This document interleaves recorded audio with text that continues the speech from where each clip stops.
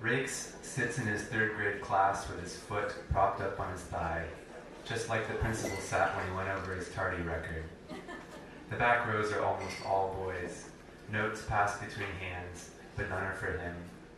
He sharpens his pencil, grinding away to hone the sharpest tip possible, watching the big red seconds hand sweep around the clock for 1 full minute as the teacher writes an endless string of cursive O's. He takes the pencil out of the little plastic sharpener.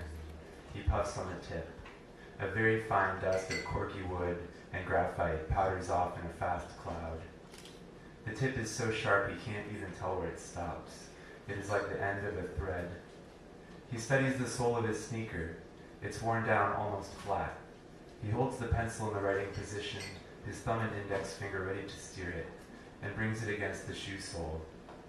Right at the ball of his foot there is a little patch, where the rubber has worn all the way down to the layer behind the rubber. It looks like thin carpet, thready and yellowed. He puts the ultra-sharp pencil tip right in the center of the worn-out spot. He holds it there a moment, and then presses it into the sole very carefully. He imagines he is a surgeon giving himself a shot that will save his life. He is having a heart attack and he needs this shot. Everyone at the hospital is busy with other things, and now he is having a heart attack and he has to fix himself. So he is giving himself this shot in the foot. The graphite part of the pencil is totally buried in the shoe sole now. It is up to the porous wood. He keeps pushing it. He feels the point prick into his sock with a hesitant tug. He is using a lot of pressure now because as the point cones out, the sole resists it. He keeps pushing. There, finally, the shot hits skin. He feels the hummingbird peck of the pencil tip and the ball of his foot. The buzzing feeling spreads from the bones in his foot into the arch, into the skin that spans his heel and toes.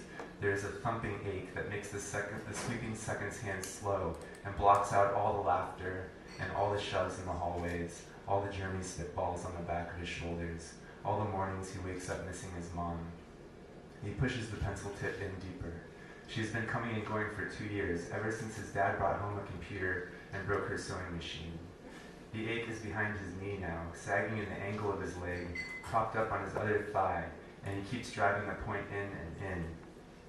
His eyes are watering, the seconds hand is bending, wobbling, and now the teacher turns from her O's to scan the class. It takes him a moment to hear her. He feels the pause of the class before her voice actually enters his ears. He blinks. 2 tears fall in parallel onto his smoothly worn corduroy pants. 1 tear lands on each skinny thigh. In a single fast movement, the pencil is out of his foot is on the floor, and his hands are open, palms down, innocently on his desktop. The pencil rocks to a standstill in a cradle formed by 2 folds in his lap. The teacher asks him up to the board to write his own line of O's in cursive, just below hers. The classroom's eyes are hot upon him. Rakes blinks rapidly to dissipate any more hesitant tears. He says nothing and stands. The surgical pencil clatters to the floor with a hollow chopstick sound. With his foot supporting his body, the blood rushes down to a small hole he has poked there. He walks between the leering canyon walls of the other desks, feeling like he is about to be stepped on. His own footsteps are uneven. Every time his poked foot strikes the floor, a sword jabs upwards from the ball of his foot to his shin. At the board, he holds the chalk like he held the pencil. At the left side of the enormous chalkboard, he begins. He tries to be fluid. He tries to sweep across the black slate surface, but the chalk does not glide. It catches and he is reaching up to the line, and his arm trembles already as he tries to guide the chalk on its round, curling travels across the board. The train of O's unspools. He thinks he must be halfway.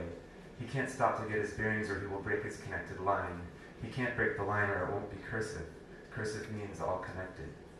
He makes sideways steps like a crab to keep up with his scrolling hand, and the steps hurt because his foot is a fireplace now. His shoe is burning. When he lifts his foot, he thinks maybe he stepped in gum. Then from the front row, he hears, ew. Then he hears it again, then from somewhere else, then he hears blood, and he tries so hard to ignore it. If he can only keep his line of O's going all the way to the end, he will be able to sit back down and get out of sight, out of their mean stares.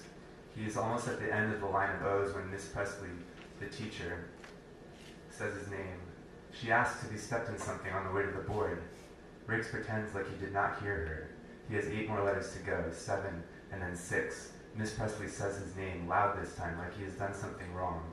There are giggles coming from the back of the classroom. A girl, he thinks it is Justine in the front row, is saying ew for a long time, as if she were reading his line of cursive with a funny accent. His cheeks are hot. His foot really hurts. He's done. He has finished the line and he puts the chalk down in the tray with a muffled clunk. He tries to tuck his chin into his throat, and when he looks down he sees that there are red spots, the size of dimes, on the floor and even paces along the chalkboard. He doesn't know what else to do, so he keeps his eyes down and limps back through the long corridor of desks to his own empty seat and sits. Miss Presley is not happy. The other kids are laughing at him, or they are wide-eyed and quiet. He is bleeding out of his foot. They have never seen someone bleed from the ball of his foot before. He did not mean to get everyone to look at him. He wanted to hide, and pushing the pencil into his shoe made the room disappear around him because he was a surgeon saving his own life. But now the room is brighter than ever, and everybody in it stares. Miss Presley tells him she has had enough.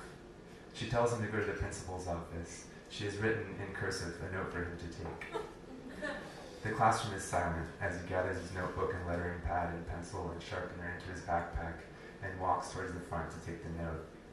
As he makes his way up, he shrugs on his backpack straps and reaches behind himself to hold the bottom of the pack. There is a hole worn in it that he tries to cover up. At the front of the room, still leaving little dots of blood everywhere he walks, he takes the note Miss Presley hands to him. She doesn't say anything, and he doesn't look at her. Holding the note in one hand, he comes to the door and reaches for the handle with his other hand, letting go of the bottom of the backpack. The classroom is silent except for the chintzy noise of his pencil sharpener hitting the floor. A pause. Everyone laughs. Everyone. He rushes through the door into the empty hallway. The door shuts and strangles off the ruckus that he leaves in his wake. He feels his cheeks heat up again, and he looks through watery eyes. His tears overbrim and he cries.